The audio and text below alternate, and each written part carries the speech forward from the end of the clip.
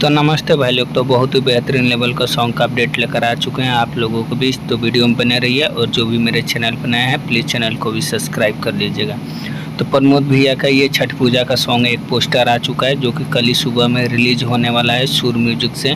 तो ये सॉन्ग बहुत ही बेहतरीन है और बहुत ही ब्लास्ट है। तो आप लोग तैयार रहिए, कल सॉन्ग आते ही पूरा गदा गदा मचा दीजिए अपने देसी स्टार के लिए।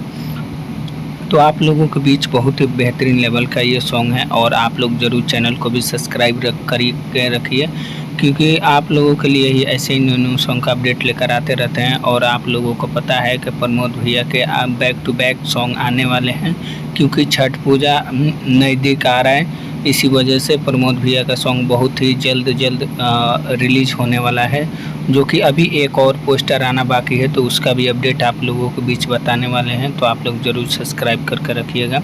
आप लोगों के बीच ये पोस्टर कैसा लगा ज़रूर लाइक करिएगा।